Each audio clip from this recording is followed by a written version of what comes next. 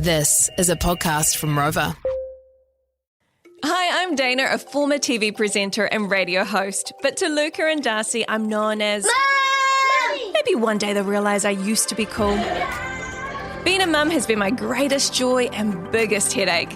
It's taken me to playgroups and parent gatherings, mainly for cake and coffee, but also to meet parents and swap stories, which reminded me I'm not alone and the things we face are normal.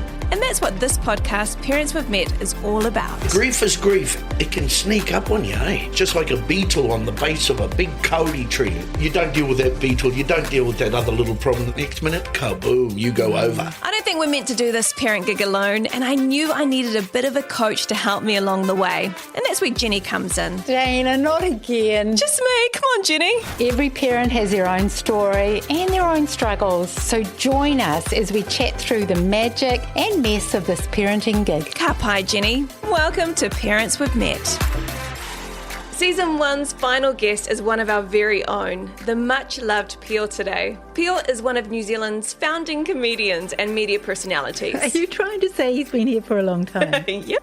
He's performed hundreds of shows and gigs across Aotearoa and abroad over the years.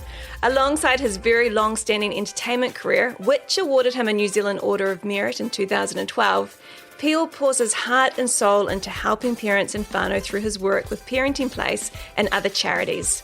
I've had the personal privilege of knowing Pio for about 20 years and journeying with him through some wonderful highs as well as some very low lows, and you're going to hear more about that in this chat. One thing that has always struck me about Pio is how much he loves to hear other people's stories.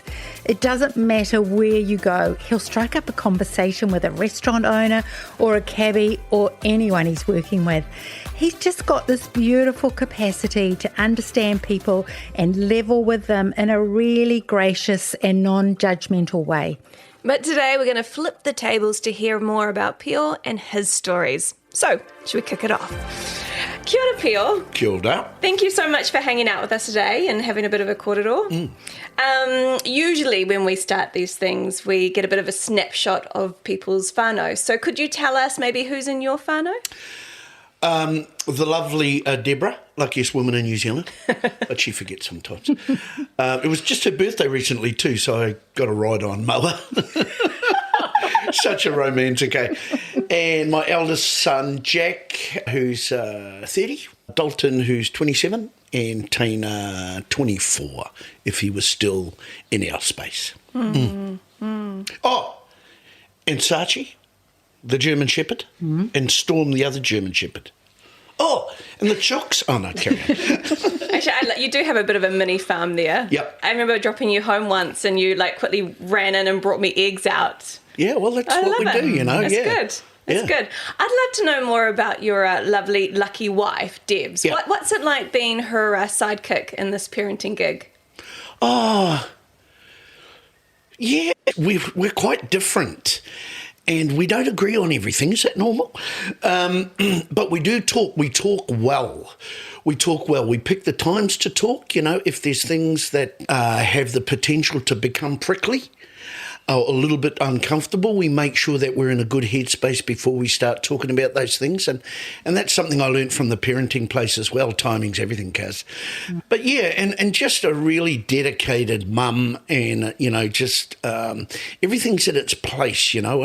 I think about my tamariki when they were small and the lunches they had. You know, we used to have, you know, not much at all.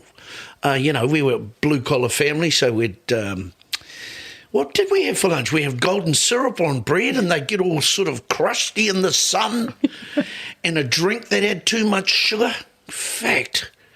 Yeah, it was horrible. But, you know, all our kids had everything they needed and she was in that area where they were either going to martial arts or swimming or learning. So we were lucky enough and planned enough, because it's not just about luck, to make sure that the boys had lots of different things as they developed as young people, you know. So, yeah, and she's the driving force of that. And I have to say, I wasn't home a lot of the time in my early part of my career. I am available now, of course, as a D celebrity. So she was a real mover and shaker in that parenting space, and still is. What did your upbringing look like, Pio? What was family life like? What were you like? Well, in those days, Māori families coming from rural areas, you'd have to go into a ballot for a house through the Māori Affairs, and we were lucky enough to get a house out in Te Atatu South. And there was just mum and dad and me and my brother. Dad was a native speaker of Te Reo Māori, and mum as well. Mum, very, very strong religious Catholic woman from Pangaru. And we just had a really simple, stunning upbringing. My father never raised a hand to us. He had too much mana for that. I remember asking him, Dad, why didn't you give us a bit of a, bit of a clip around the old, He says, oh, no, I'm too smart for that. He just had mana, eh? I remember talking to some of our team at the parenting place about having a little policeman. You put a little policeman in your kids' heads where they go, oh, I wonder what mum would think. And we had that. Oh, man, I don't want to disappoint mum and dad. But we were lucky. We were rich because Dad was a truck driver and could bring up a family and pay the mortgage on a truck driving wage in those days. We came home from school. Mum was home. We went to church on Sundays and hung out, boring, but we hung out, especially Māori mass, mate, they'll go on for years. But in the simplicity was wealth growing up. And a quarter-acre section where we used to play bull rush and eat Golden Queen peaches and nectarines off the trees my dad planted. It was fantastic. I can imagine you, though, as a little boy. I reckon you would have been quite cheeky. Were you a bit of a joker back then as well? Well, cheek and wit was something that, number one, is encouraged in a Māori household. And number two, I'm not sure if it's applicable to me, it was a sign of somebody who was comfortable and had a sharp brain. So I encouraged wit and humour with the boys. So they would give me heaps. They'd have a whole, it was like a dad noises. They'd do dad noises, Like if I was sitting at the table and I'd say, then the whole three of them go one, two, all these dad noises and stuff. They were really cheeky, but they weren't disrespectful. There was a line, So, and Dad would love a joke and, the old wink of the eye and that sort of stuff. But that only happens in my opinion, that happens in a home where kids are comfortable with those sorts of reactions. My old man never said to me, oh, be quiet, don't be stupid. He would, how come you thought of that? Why did you say that? So he created a really fertile place for kōrero, for conversation. And that, again, is something that we're missing so much in our homes today, is conversation. Pio, what are the things that you have brought into your own parenting that you learnt or grew up with? I think loyalty to the whānau, your name, right? And the fact that my name Pio comes from my grandfather, and you look after that name. So even when I became in that public arena, that name was is special to me, our surname. Unconditional love is something that I had as a child. So even though you stuff up as you do as a kid, burning the school down was a bit of an issue for Dad, but no, but that sort of stuff. But I think they were going to do it up anyway. But he just had this unconditional love for us. So those are the sorts of things I brought in to, and manners, eh? Yeah. Dad, I remember Dad, when we first got the phone, don't you start giggling about how young you are, right? It's all good. Yeah. He says, boy, yes, Dad. He says, when the phone rings, you say, kia ora, Pio here, how can I help you? I says, why? He says, because you're the receptionist for our whare. You're the first voice. Don't get on the phone and go, hey.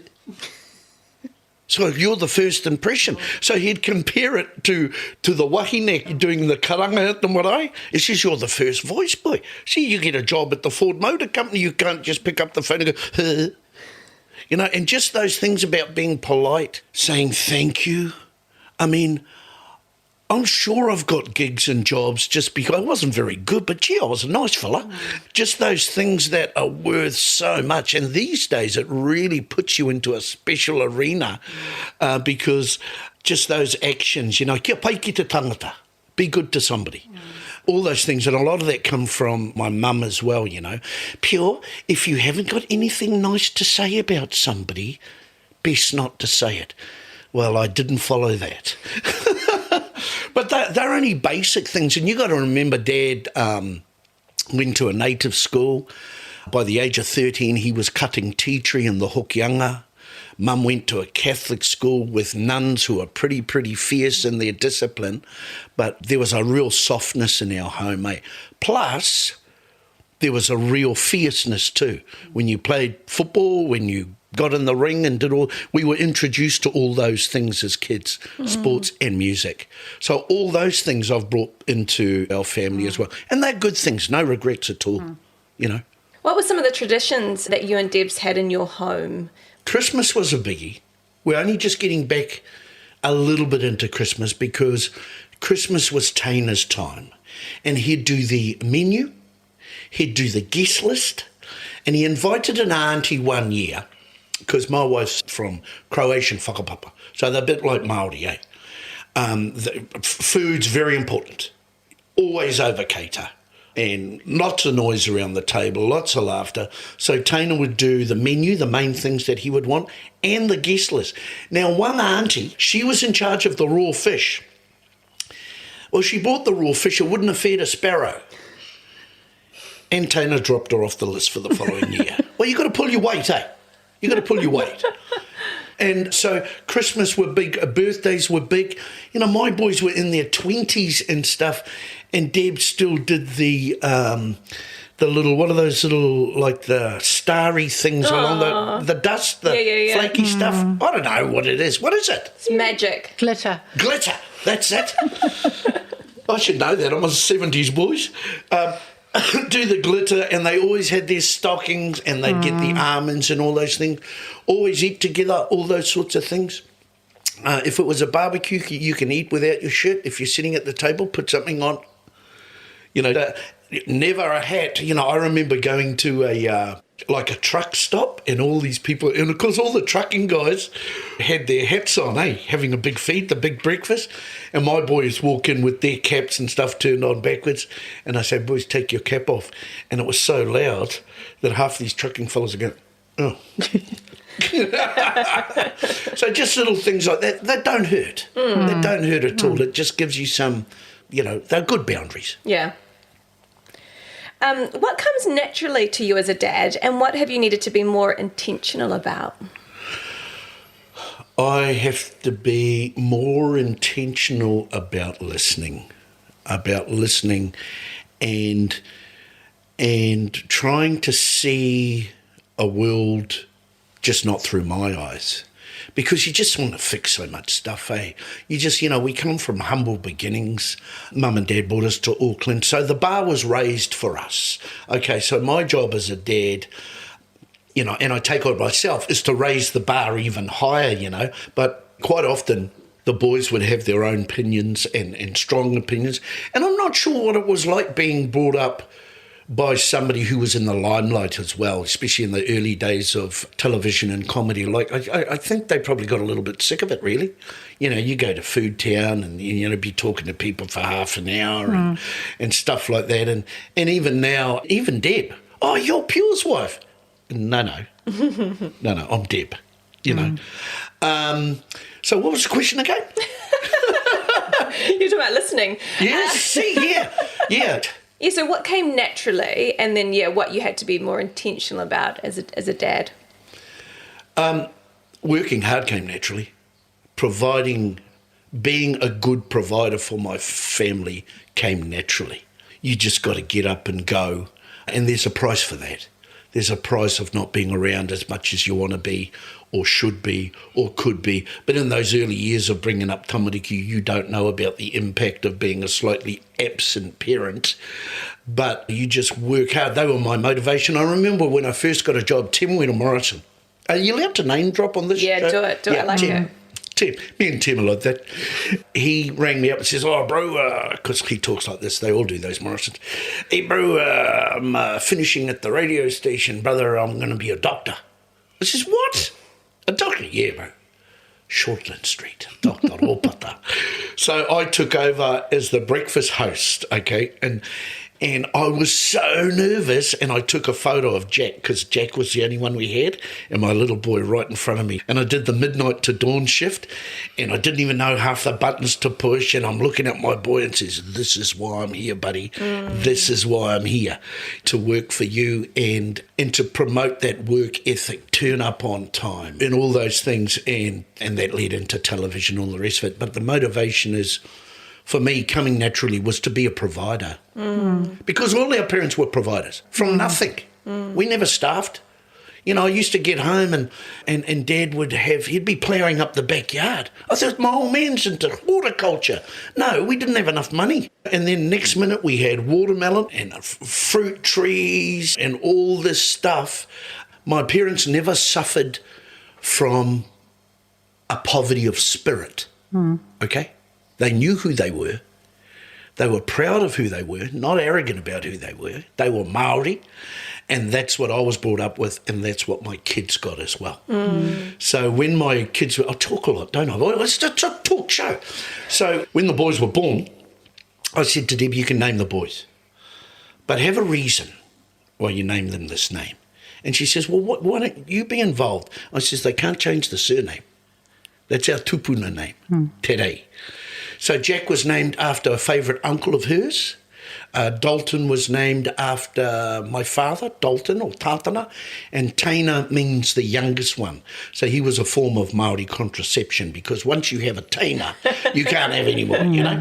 So they mean something, eh? And for a lot of Māori kids, having names that can connect them back to their whakapapa, to their marae and stuff, huge. Yeah. And we're seeing kids who don't have those roots or foundations for growth in those places that belong to them, that can be confusing sometimes.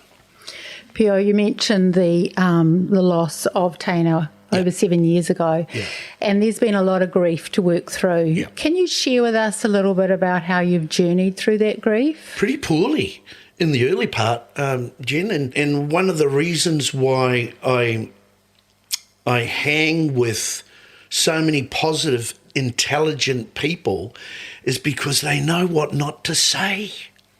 I remember coming in after we lost Teina to cancer. He was 17. And nobody asked me how my Christmas was. I was so thankful. What a dumb question to ask me how my Christmas was.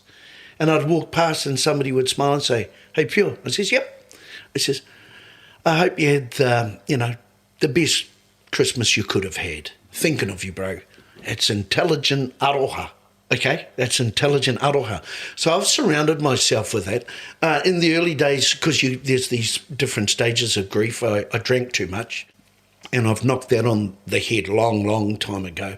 But just to cope with the pain, I've got whānau who are very strong Christians, and I had real healthy discussions around God. I remember having a discussion with a previous CEO who's very strong in his faith. And I says, "Mate, I'm not sure about this God of yours, bro." And we had this discussion, and it wasn't about who was right or who was wrong. It was a discussion that was helpful. And, I says, "Oh, bro, I don't know about you, but it's a bit like when you're up north and you look at your phone and you've only got one bar, you're not really connected. That's how I feel about God at the moment." And he totally understood. So staying in a space like that where I was supported was huge for my continued journey of living through grief. And I get a bit sick of myself, actually, because I'm always the grief guy. But I don't care, because that's it. That's who I am now. Deb and I have walked through grief, and we've also walked through it separately, eh? Sometimes women need women to grieve with, to lose a child for wakine. I can't comment on that. And she stayed with Teina through those months in hospital. And there's an organisation called Healing Hearts, because we met another beautiful family who lost their boy, who was about 18. Now we know heaps of people who are members of this crap club. And there are lots of them.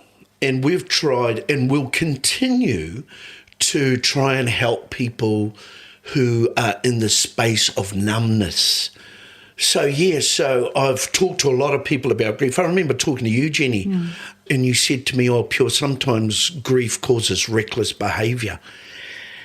And, like, that is so true. Like, I had to go and speak on grief to a group of headmasters. And so I started reliving the pictures in my head about what happened to my boy. By the time I got in the car to go to this function, I get up to the Te Atatu turn off, and a couple of young fellas cut me off in their car. Well, I hit the window button and I gave them heaps. I says, I was just violent because I kicked straight into red brain and I got reckless. I'm glad they didn't get out of the car because, I'm not in the shape I was when I was 25. But I was abusive out the window, and that was grief. And that was going to red brain, and I was so angry. When you said that to me, I really understood how people in the whānau are going to grieve differently. And then I was driving up north and I thought, grief causes reckless behaviour. Then I started, and I don't want to go off on this topic, but then I started thinking about, what if there's a whole race of people grieving? What about intergenerational grief? What about the negative vibe as a mum while you're breastfeeding your baby and somebody walks in to dawn raid your house? How does that hand down and head down? And when we look at statistics of people, that's a whole different podcast, but it's real. And then I started thinking about, I'm not the sharpest knife in the drawer, but I'm quite intelligent. So I was quite systematic in handling my grief. What about people who just fall over and don't have what I had, or the connections I had and the support I had to navigate through this stuff? So even though I don't want anybody to stare at the black door that I stared at, I was lucky to position myself in a space where I continued to walk with grief. And Jenny, it's a funny thing. Grief starts to become your companion. When I drive up north, it's sitting right next to me. And I go, oh, there you are again. Yeah. But then if that's the only connection I have to my boy, that's it. Yeah. So it's tough. It's been very tough, Pio, and it's been a privilege to walk beside you. Not everyone's walked where you have, and you've opened your heart. And I think that's been an enormous gift to others as well. A lot of people are carrying grief in all sorts of shapes and sizes.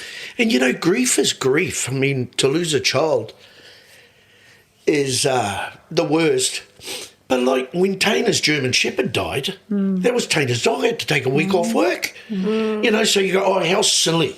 No, it's not silly. No. Grief is grief. And you got to be clever about looking after yourself going through that, eh? Do you have a box of fluffy ducks today, aren't I? No, it's so good because, I remember when my dad died 2 years ago and coming around and seeing you, arm around the shoulder. And I remember talking to you a few months ago and I'm like, man, you're I don't have a lot of... be very careful here. Yes, my words, older, slightly older. Mature men in my life now. And so I love coming to work and seeing you and being able to have really honest chats around grief. And I've kept my dad's mugs, and on days that I really miss her, I'm having a hard day because we used to have so many coffees together, I get those cups out and I've made you a coffee in one of those mugs. I love holding one of his mugs and just feeling that, and for you, going up north, that's a place that you probably have put aside in a sacred space for going and sitting with Teina. Yeah. Well, we sit with him every day. We don't have to go up north for him to be in our spirit and in our life.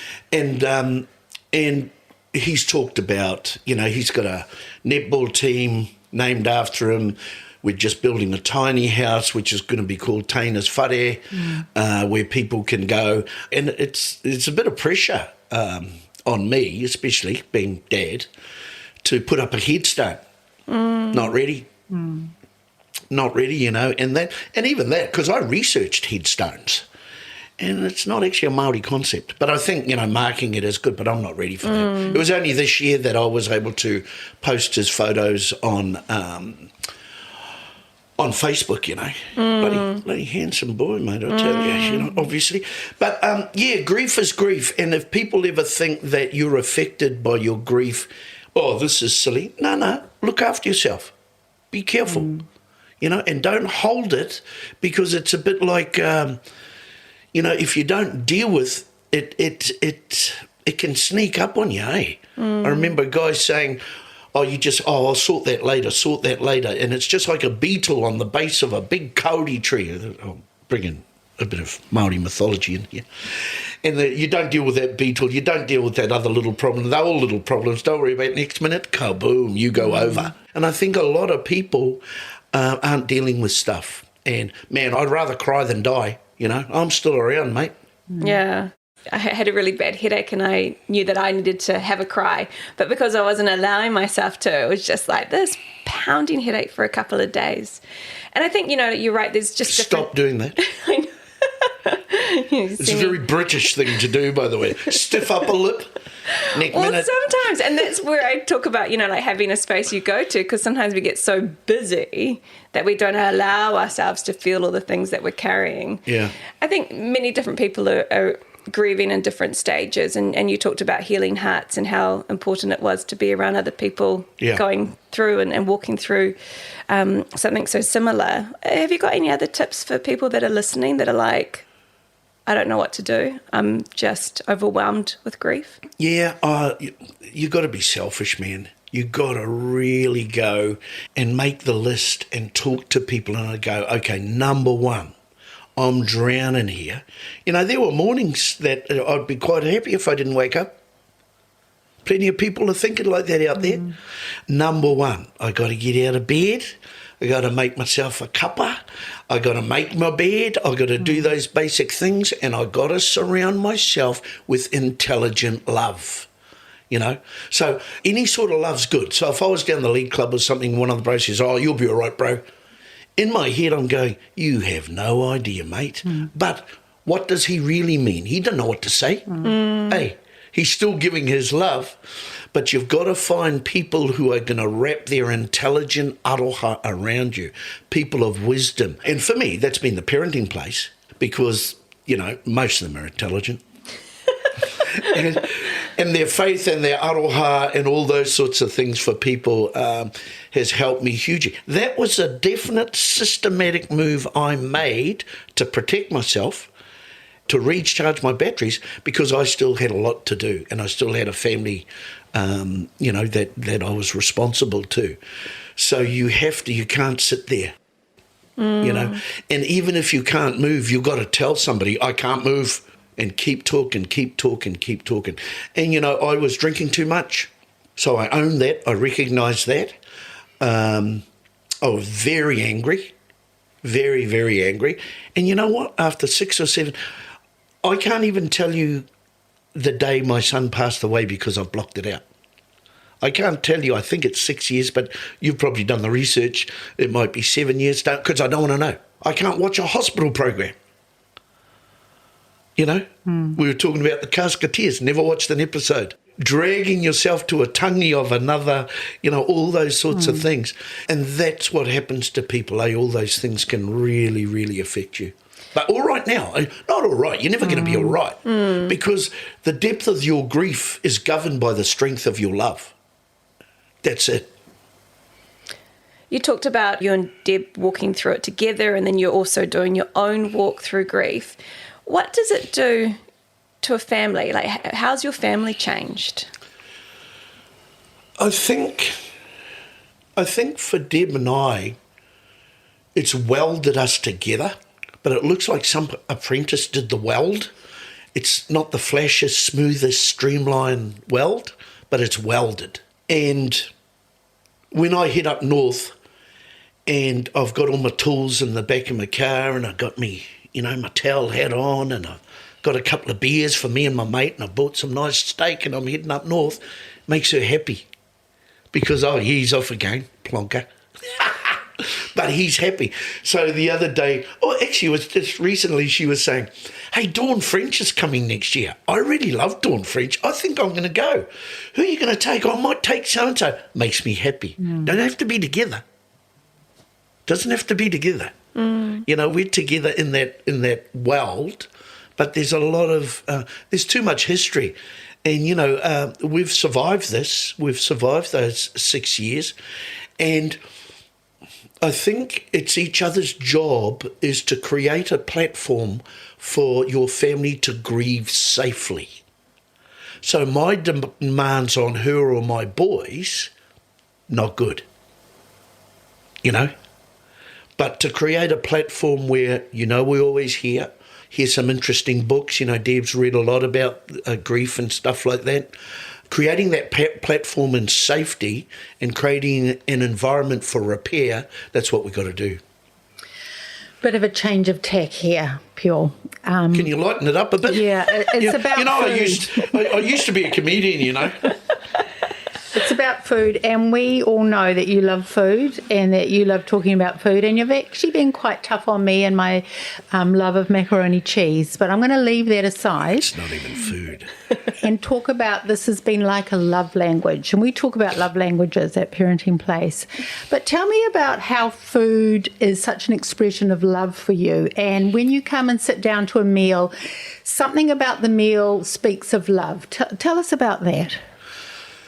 Well, in a Māori sense, it's a really important part of protocol, is once all the talk and stuff is carried on, we go to a place of safety. And in a Māori sense, in an Indigenous sense, we break bread together. So that's really important. For me, food, and I've changed, I've become a lot better because I shouldn't judge people. Really, food is about you give what you can give. But, you know, it'd be nice if it was a crayfish and, you know, bits and pieces and that.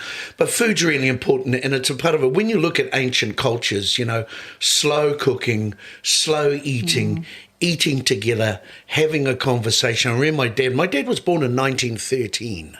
So he adopted me when he was in his late 40s. Microwaves came out before he passed. I says, Dad, you going to get a microwave? Oh, no, bloody hell, boy. Gee, I'm not getting one of those. I says, why not? It's really convenient. Yeah, that's a dangerous word, convenience, eh, boy? I says, oh, here we go. And he says, you know, boy, you put down the hangi. By the time you sit down to eat, the fella you put the hangi down with, you're either going to like him or you're going to kick him out because you've formed a relationship over the preparation of food. He didn't say those words. He says, you can't get to know somebody in 45 seconds, mate. What wisdom. When we used to take our kids, my kids, I wouldn't take my kids to fast food restaurants. Once a year maybe, KFC, once a year McDonald's, that's all. So I took them to Chinese, so we'd do yum cha, we'd do Indian, we'd do that stuff. And, you know, at the age of 10, when Jack had his birthday, I says, okay, mate, 5 mates, a movie, okay, where do you want to go? Yum cha. None of his mates have been to yum cha, but that's education through food. Okay, and he's sitting there going, oh, we'll have the pork sumai. And I know it sounds a little bit like a snob, but, you know, why do we have to fill our tamariki full of this rubbish when they can actually have a cultural exchange and find some kei? Yeah. You know, and so all my boys were introduced to other cultures through kei. And as soon as we left, you know, the Chinese lady say, you boys had enough? And Teina would turn around and go, si. And her face would just light up. You can travel the world without a blinkered passport, you know, and do all those things. So, yeah, food is such an important thing of weaving people together, I think. Yeah. I'm wondering, because I'm still hoping one day I'm going to get the phone call for a travel show. Is there anything that you've still got on your bucket list that you just want to tick off career-wise? Yes. Because I've had the fishing shows, 7 years travelling the Pacific and going around New Zealand, eating other people's fish quota, travel shows, entertainment shows, sketch comedy shows. But there's a show called Alone, and it's on TV where you get dropped in the bush or somewhere, right? It's cool, man. And you have to survive for as long as you can. And if you win, you get $500,000 or $1 million, right? I want to produce that show. But I'd love to do a piss take of one of those shows. You know, so here we are, whānau, in the back blocks of the Hokianga. And maybe you've got an apprentice cameraman, not a professional like we've got here, who's, while you're in shot, the camera just goes over and you catch the corner of the caravan, you know, or you catch the corner of the hangi cooker. Just take the mickey out of these sorts. I reckon that'd be fun. Pio, we know that there's magic in parenting and there's mess. There's both. Where would you say the magic's been for you?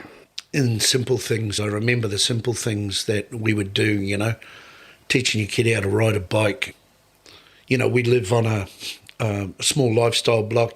I encouraged Jack, my eldest boy, to save his money up for jobs, and he ended up buying a calf.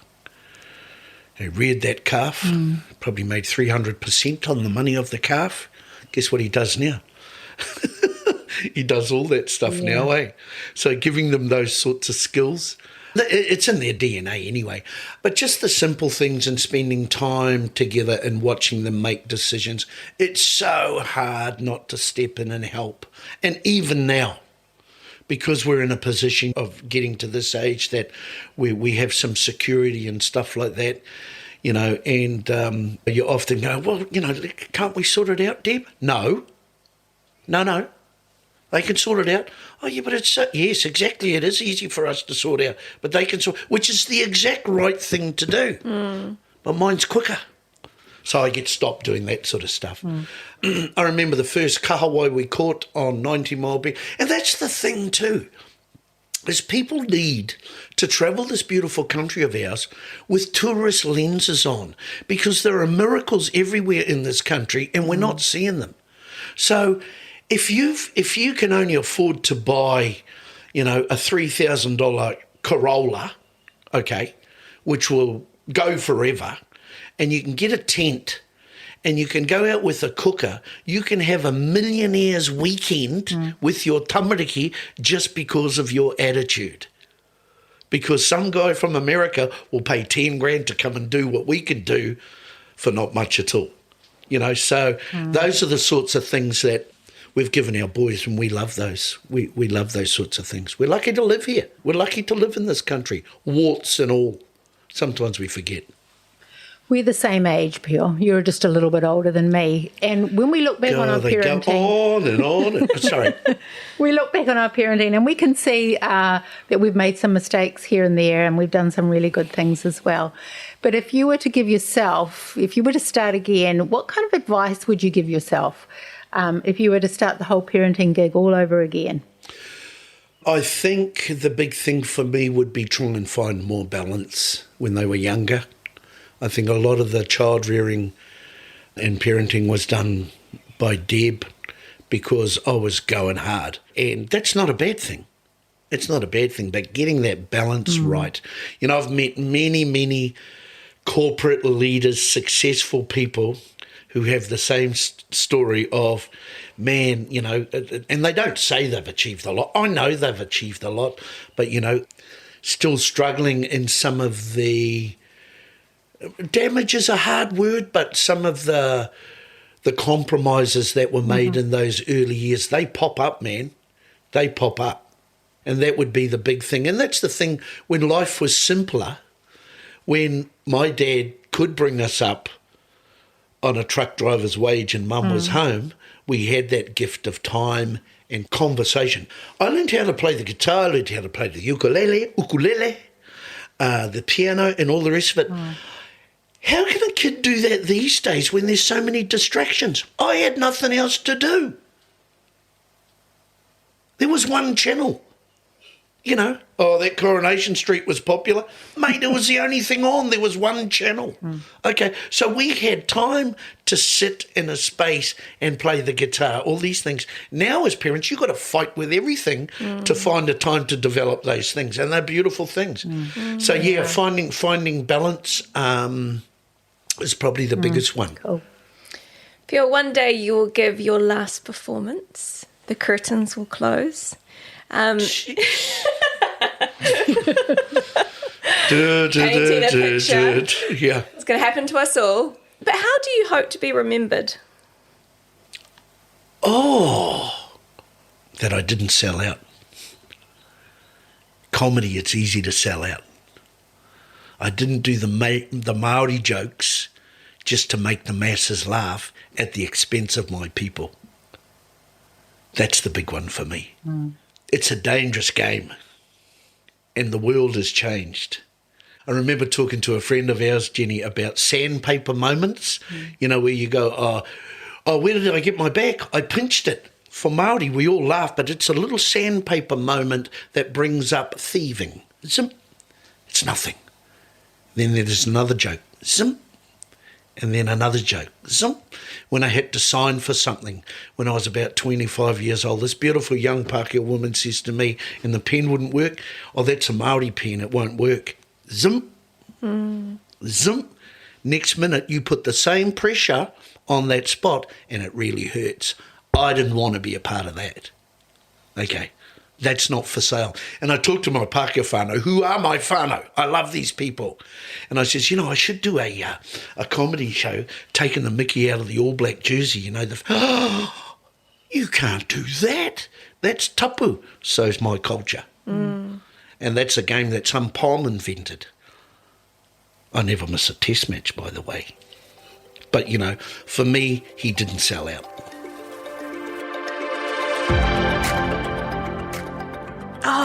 The highs, the lows, and the vulnerability. I just so appreciate Pio sharing, his journey and some of the really hard stuff that him and his whānau have had to walk through. So true. One of the things I loved that he touched on was talking about unconditional love and how much we need that. And when I think of the parenting realm and how much children need to know that the love that's there for them isn't tied to a condition. It isn't if you're good enough or strong enough or brainy enough or any of those things. It just is this beautiful security blanket that we give our kids that basically says, you are loved no matter what. And I think children thrive knowing that. Yeah. I also loved about how he was talking about giving his kids the skills of having a conversation, making eye contact, smiling, and being able to have a conversation with anyone. My 4-year-old and 6-year-old, while we were on holiday, they were in a cafe and they went up to the lady behind the counter and asked if she could please fill up their water bottles. And it was such a small thing, but I watched them and I was so proud that they could do that they could get her attention and put this request. And I thought it's such a great gift to be able to give our kids, to have a conversation. And also not to always agree, but to be able to bring your ideas forward and your perspective. You see, children want to make connections, but they don't yet know how. So when we encourage them to do what you've just said, where they take the initiative and they make eye contact and they respond or they initiate the conversation, they are doing the beautiful thing of making those connections and feeling really brave and courageous. And other people get to enjoy who they are. And so I love it. It is a gift to give our children, is to really encourage them to step over that sort of shy threshold and, say hello, ask people how they are. Could you fill up my water bottle? All of those sort of things. Even Pio said sometimes, he wasn't maybe the best person for the gig, I think was his words, but he was a nice guy. And if we're helping to create these kids, instilling this confidence and they can have a conversation, it's going to help them in all areas of life. It absolutely is. Remember, at Parenting Place, we have parenting coaches just like Jenny here who can support you on your parenting journey and give you tips and ideas. So do reach out if you'd like to chat. Head along to parentingplace.nz to find out more. Well, that wraps up another episode of Parents We've Met. As always, thank you so much for tuning into this podcast project of ours. We are loving putting it together for you. Now, we are all about supporting parents on their parenting journey. So if you'd like access to more resources, head over to our website, parentingplace.nz. You can also find us on Instagram and Facebook. And if you're enjoying what we're doing here, we'd love if you could share it on social media or rate and review it on this app. Rover. Music, radio, podcasts.